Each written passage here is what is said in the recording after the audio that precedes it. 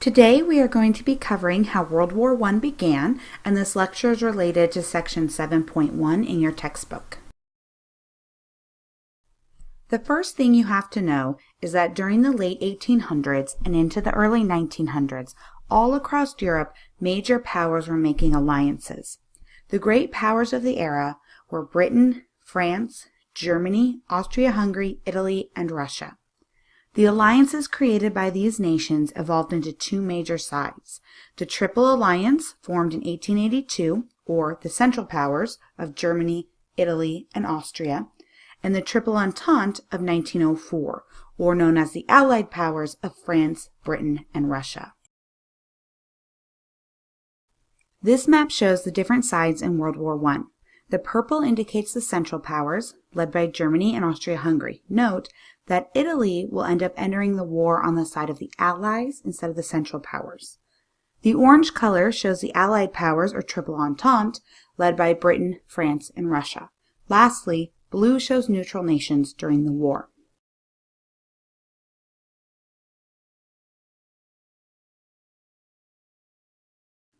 Besides the two major alliances of the Central Powers and the Allied Powers, other small alliances are going to have a big impact on the war, such as Germany had an agreement with the Ottomans, and if you look back at the map on the previous slide, you will see that Turkey will enter the war on the side of the Central Powers.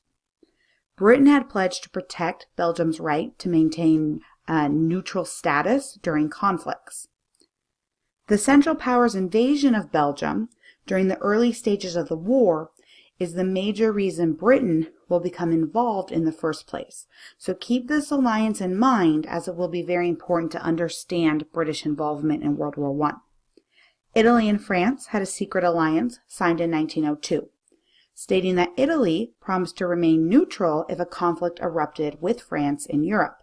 This obviously was in direct conflict with Italy's previous Triple Alliance with Germany and Austria-Hungary, but we'll explain why Italy did not immediately enter the war on the side of the Central Powers. Lastly, Russia had promised to protect Serbia, since the Russians saw themselves as the protector of Slavic peoples in Europe. Instead of easing tensions in Europe, these alliances actually greatly complicated relationships and escalated tensions. The worry was that a small local conflict or event could pull in the major powers and trigger one huge war, which is going to happen in 1914.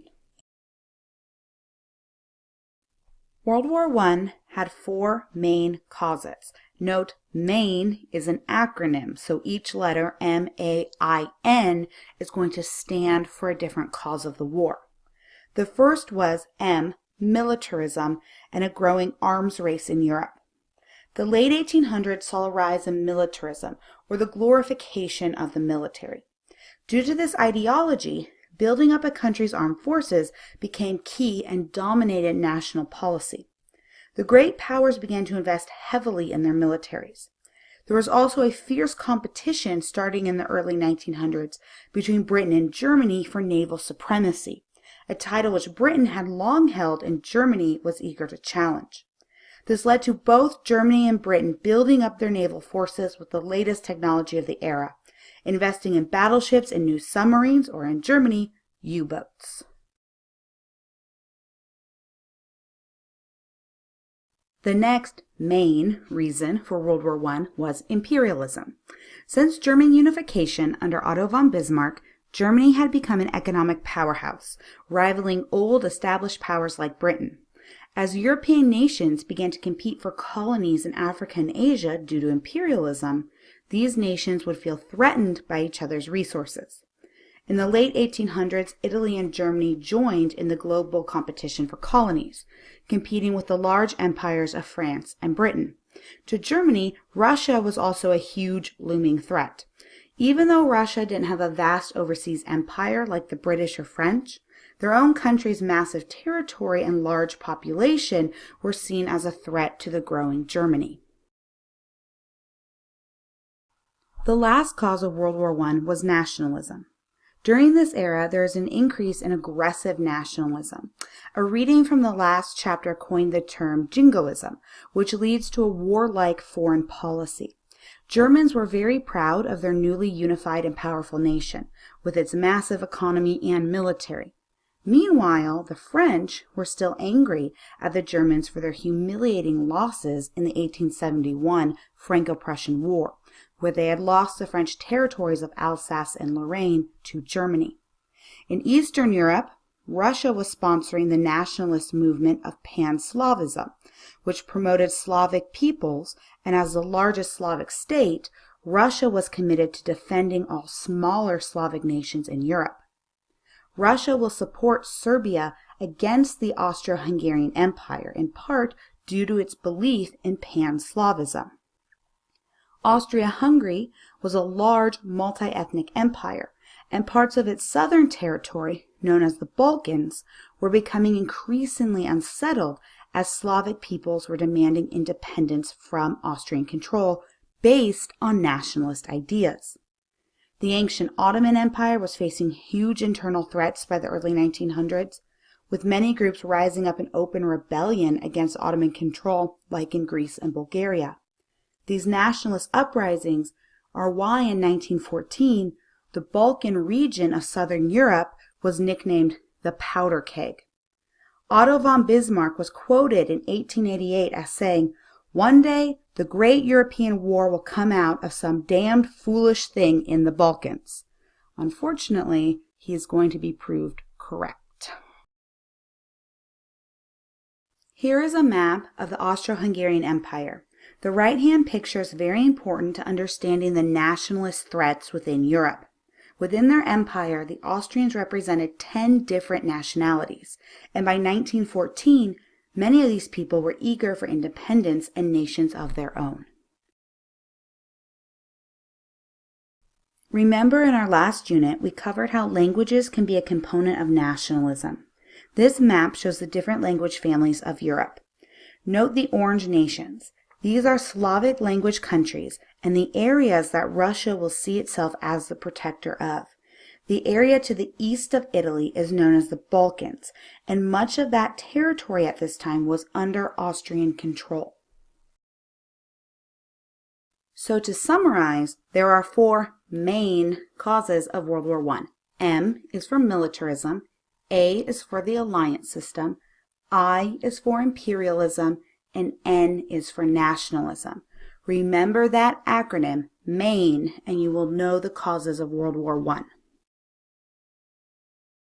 Now, to the immediate cause of World War I.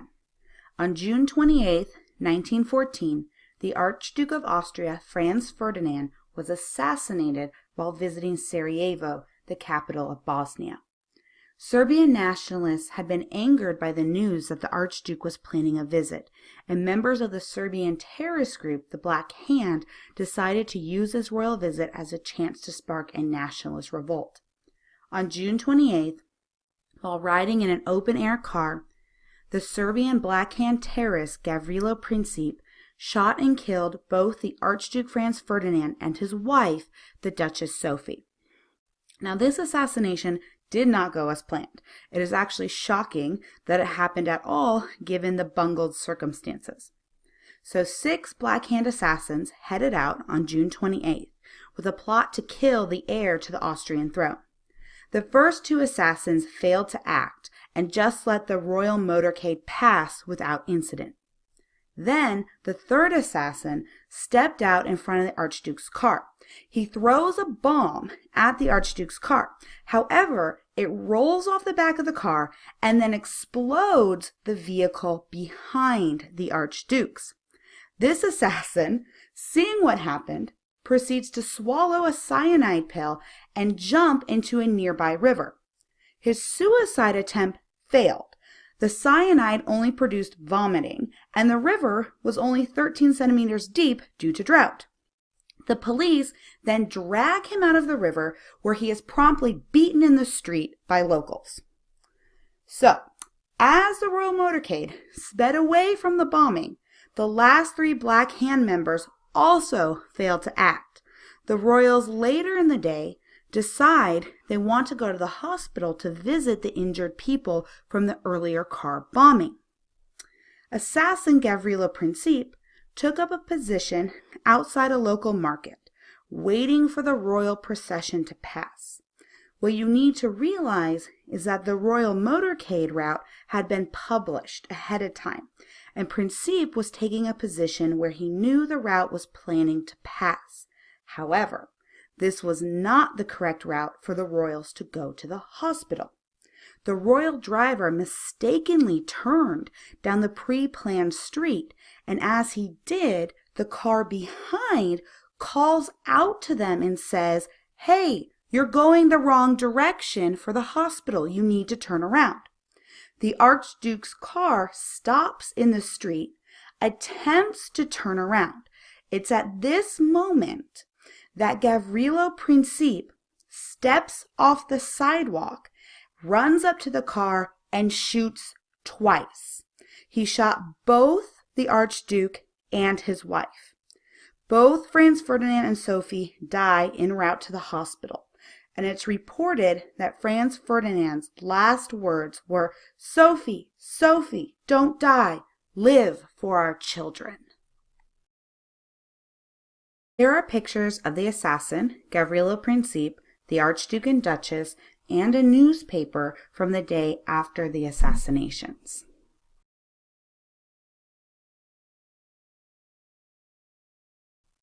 The Austrian government, led by Emperor Franz Joseph, blames Serbia for the death of the Archduke.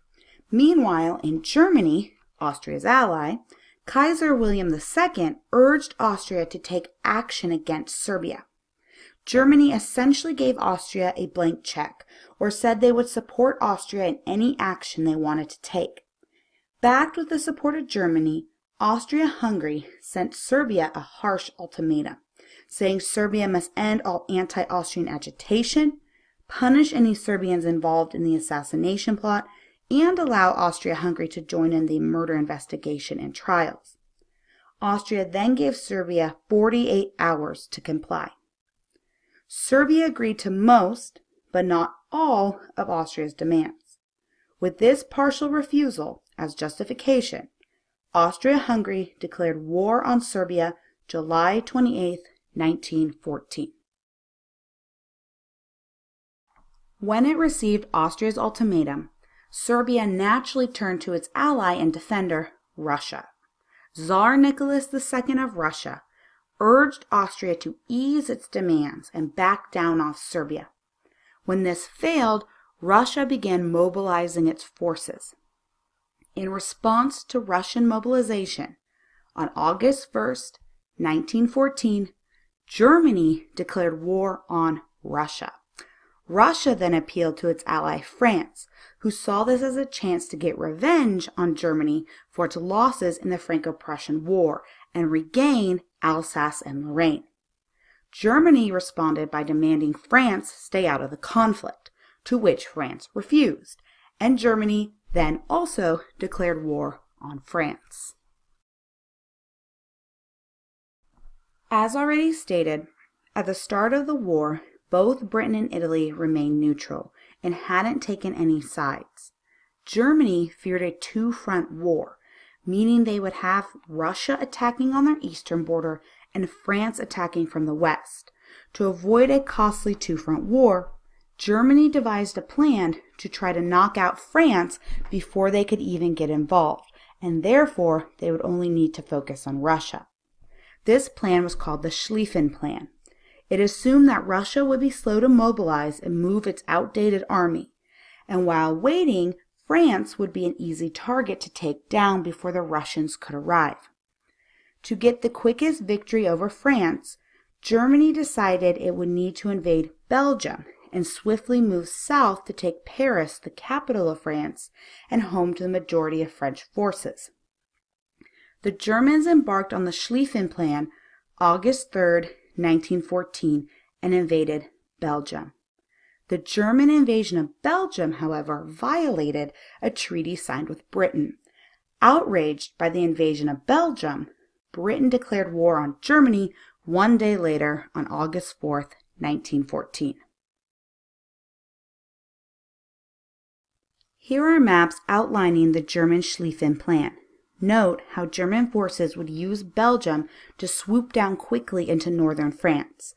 Unfortunately, this disastrous plan would lead to Britain becoming involved in World War I and would drastically change the course of the war. So here is the map of Europe again from World War I. You have the major powers of France, Britain, and Russia forming the Allies against the central powers of Germany and Austria-Hungary. At the end of World War I, it would be Germany who would take the blame for starting the war. In the end, the real motivations can be summed up as the following. 1. Austria wanted to punish Serbia for its nationalism and terrorism against the Austro-Hungarian Empire. 2. Germany wanted to back their ally and prove the effectiveness of their new army and navy. 3. Russia wanted to defend all Slavic peoples. 4.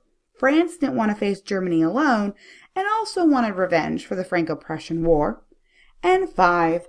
Britain was in an alliance to protect Belgium, but it also feared the growing power of Germany's military and economy and thought they could knock Germany down a few pegs by backing France and Russia.